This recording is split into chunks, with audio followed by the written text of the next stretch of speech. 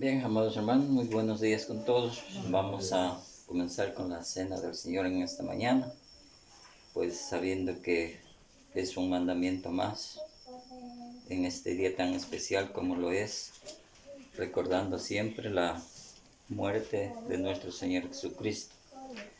Vamos a leer en Lucas 23, 26 al 42, la crucifixión y muerte de nuestro Señor Jesucristo. Y nos decía: llevándole tomaron a cierto Simón de Cirene, que venía del campo, y le pusieron encima la cruz para que le llevase tras Jesús. Y le seguía gran multitud del pueblo y de mujeres que lloraban y hacían lamentación por él. Pero Jesús, vuelto hacia ellas, les dijo: hijas de Jerusalén, no lloréis por mí, sino llorar por vosotras mismas y por vuestros hijos. Porque he aquí vendrán días en que dirán: bienaventuradas las estériles, y los vientres que no concibieron, y los pechos que no criaron. Entonces comenzarán a decir a los montes: caed sobre nosotros, y a los collados cubridnos. Porque si en el árbol verde hacen estas cosas, y en el seco, ¿qué no harán? Llevaban también con él a otros dos que eran malhechores, para ser muertos. Y cuando llegaron al lugar llamado de la Calavera, le crucificaron allí, y a los malhechores, uno a la derecha y otro a la izquierda. Y Jesús decía: Padre, perdónalos, porque no saben lo que hacen. Y repartieron entre sí sus vestidos, y echando suertes. Y el pueblo estaba mirando, y aún los gobernantes se burlaban de él, diciendo: a otros salvó, sálvese a sí mismo, si este es el Cristo, el escogido de Dios. Los soldados también le encarnecían, acercándose y presentándole vinagre, y diciendo: si tú eres el rey de los judíos, sálvate a ti mismo.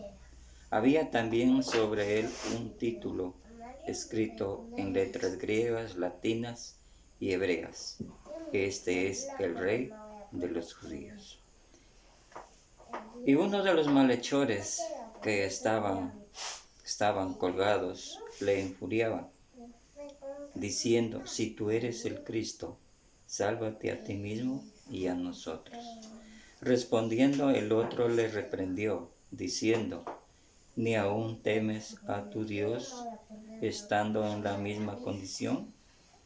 Nosotros, a la verdad, justamente padecemos, porque recibimos lo que merecieron nuestros hechos. Mas ningún mal hizo. Y dijo Jesús: acuérdate de mí cuando vengas en tu reino. Entonces Jesús le dijo: de cierto te digo que hoy estarás conmigo en el paraíso. Hasta ahí. Bien, hermanos, como es de conocimiento de todos, la muerte del Señor Jesús, el sufrimiento que tuvo en la cruz, fue a través de los pecados de los hombres que llevaba en esa cruz. La cruz en sí mismo es algo que tal vez Jesús no tenía por qué ir a morir en aquella cruz, porque desde entonces la cruz solamente era para los que desobedecían las leyes, para los ladrones, para los que hurtaban, para la gente mala en sí, ¿no? Pero no en sí mismo para Jesús, aunque de acuerdo a la palabra de Dios, pues el amor de Dios se manifestó de esta manera, mandando a su Hijo unigénito al mundo para que Él muriera en la cruz a causa de nuestros pecados. Entonces la cruz en sí mismo se manifestaba una vergüenza en esos tiempos, cuando eran estos hombres muertos en la cruz, cuando los crucificaban por sus hechos. ¿no? Y bueno, el castigo de ellos no era que les, o sea, los mataban inmediatamente. Eso era una tortura que pasaba, ¿no? Eso era una tortura y así iban muriendo poco a poco. Y después de eso, para que ya después de que pasaban algún tiempo así de tortura, iban y les quebraban las piernas. Y era sin ropa. Sin embargo, esto les hacían porque decían para que tengan vergüenza. Y así era la ley en esos tiempos, ¿no? Entonces la cruz representa vergüenza. Pero el amor de Cristo pasó en esa cruz a causa de nosotros los pecadores. Tuvo que pasar por eso. El amor de Dios se manifestó de esta manera, para que Él muriera en esa cruz por salvar al mundo. Dejarnos un camino abierto para que todo en aquel que creyésemos fuéramos salvos a través de esta cruz. Por eso, amados hermanos, la cena del Señor es tan importante en este día como es tan especial, ¿no? Este día, primer día de la semana, que es el domingo, donde todos los cristianos en las iglesias a nivel del mundo vamos a participar de estos elementos importantes que significan mucho para nosotros, participando como es del pan y de la copa, ¿no? Entonces es un estímulo ferviente para todos nosotros los cristianos, ya que todos pues no tienen este privilegio, ¿no? De participar de lo que es el cuerpo de Jesús y de su sangre, ¿no? Pero de alguna manera Cristo Jesús, a través del sufrimiento que tuvo, a través de sus despojos, a través de muchas injurias que pasó por la gente mala, ¿no? Tuvo que pasar por todo esto y llegar a una cruz para ser crucificado. De tal manera que, pues, la cena del Señor, como ya lo dije, es tan importante, hermanos, en este día, cuando nosotros nos vamos a presentar a Dios, ¿no? Para participar de este don tan valioso que es el cuerpo del Señor. Por otro lado también, el apóstol Pablo, dejándonos también, dándonos ejemplos también a través de la muerte de Jesús, cuando Él, antes de morir, también cenó con sus discípulos, ¿no? Porque era necesario cenar con sus discípulos para dejarnos un ejemplo de hoy en día a cada uno de nosotros. Y el apóstol Pablo, como ya es un texto ya muy conocido por todos, en 1 Corintios 11:27, pues nos declara claramente a todas las iglesias. En ese entonces era para las iglesias primitivas, pero de hoy en día es para estos tiempos, para nosotros, ¿no? Ver cómo nos acercamos a Dios. Y nos dice: de manera que cualquiera que comiera este pan y bebiera de esta copa del Señor indignamente, será culpado del cuerpo y de la sangre del Señor. Por tanto, pruébese cada uno así y coma así también del pan y beba de la copa. Porque el que come y bebe indignamente sin discernir el cuerpo del Señor, juicio come y bebe para sí. Entonces, hermanos,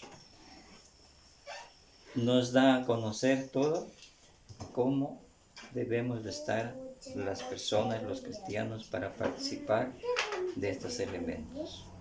Probarse es examinarse, viendo cada cual de nosotros cómo estamos para poder acercarnos a Dios. Amados hermanos, de esta manera pues pedimos al hermano encargado para que nos dé oración por el pan.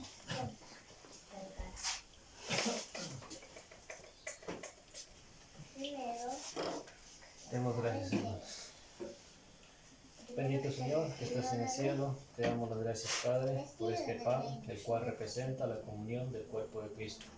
Gracias te damos, amado Dios, en el nombre de Cristo Jesús, nuestro Salvador. Amén. Amén. Amén.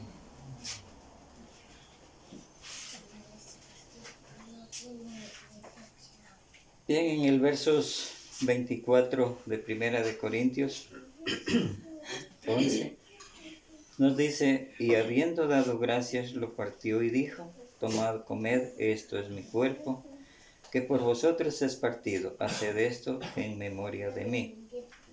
Entonces, amados hermanos, este es el pedacito de pan, lo cual representa el cuerpo de nuestro Señor Jesucristo, el cual todos vamos a participar. Participemos.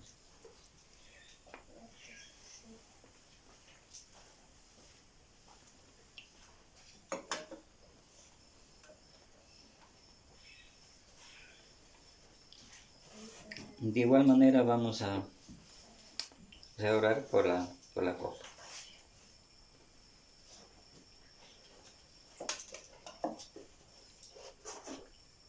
Demos gracias, Señor. De igual manera, bendito Dios, te damos las gracias, Señor, por esta copa, la cual representa la comunión de la sangre de Cristo. Gracias te damos, amado Dios, en el nombre de Cristo Jesús, nuestro Salvador. Amén. Amén.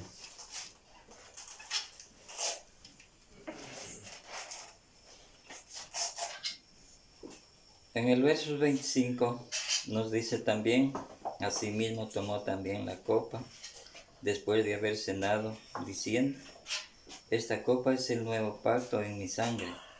Haced esto todas las veces que la bebieres en memoria de mí. Así pues, todas las veces que comieres de este pan y bebieres de esta copa, la muerte del Señor anunciáis hasta que Él venga. Amados hermanos, esta copa representa la sangre de Cristo, también lo cual todos vamos a participar en esta mañana. Participemos.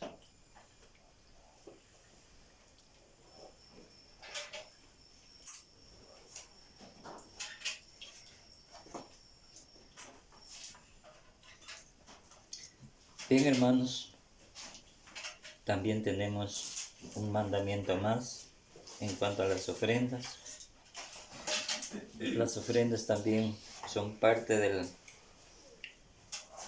mandamiento, ¿no? Que todas las iglesias tenemos que participar en cuanto a las ofrendas. Tenemos ejemplos muy prácticos, tanto como el de la viuda, como el de Abel, que fueron ofrendas agradadas a Dios. Esto demuestra la voluntad de cada cristiano, no ser benévolos, no viendo en las circunstancias que se encuentra la iglesia, no ser generosos sabiendo que Dios nos bendice todos los días.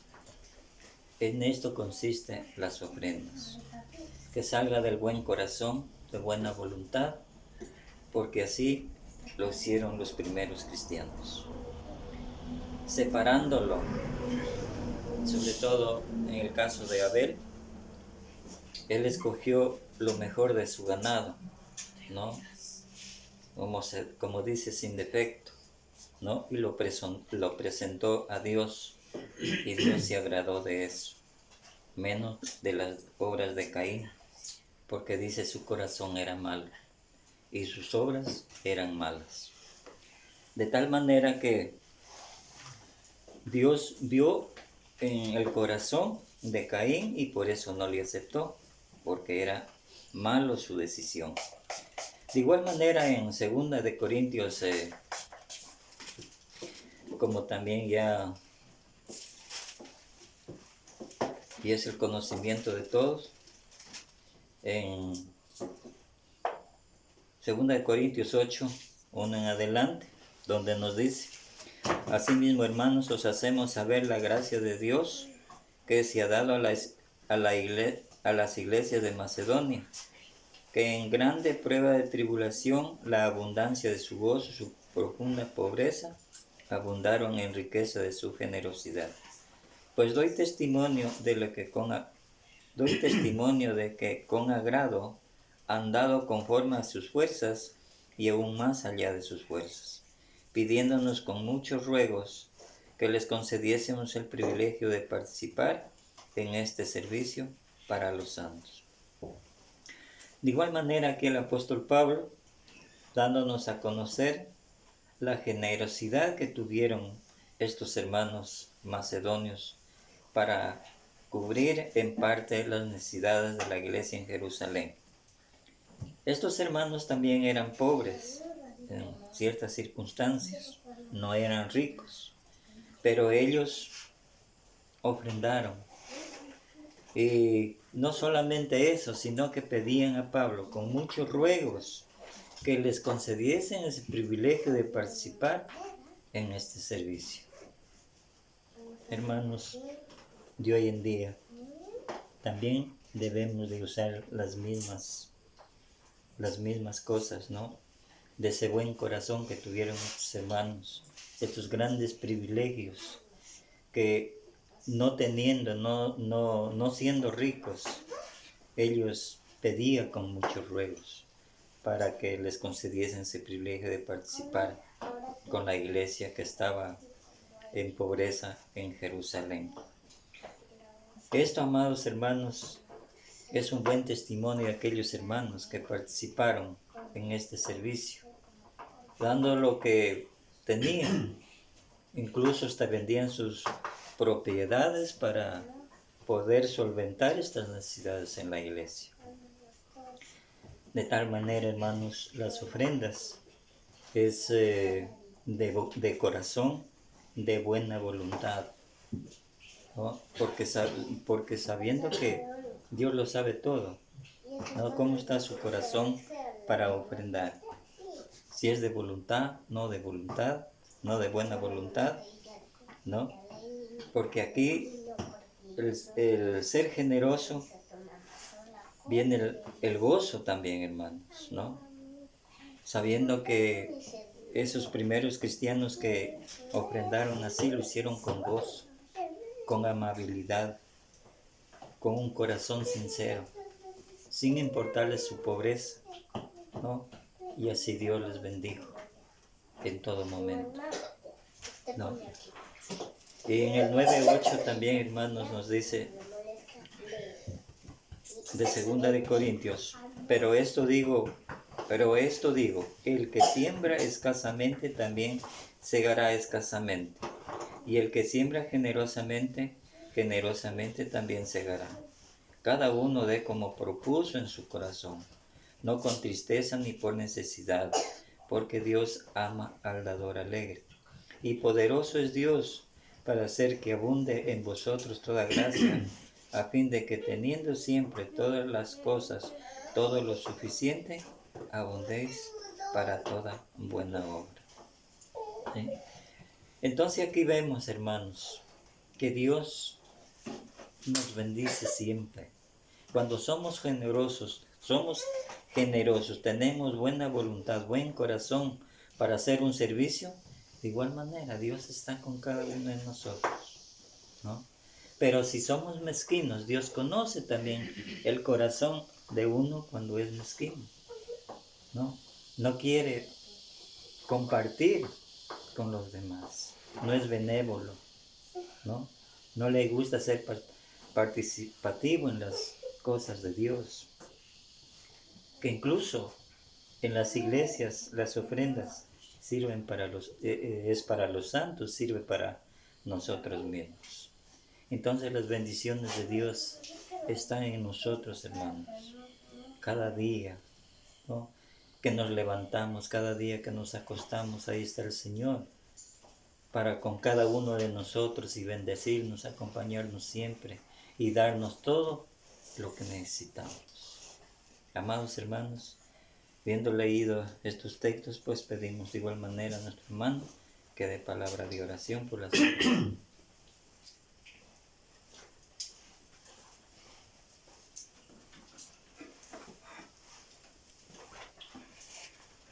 Oremos, hermanos.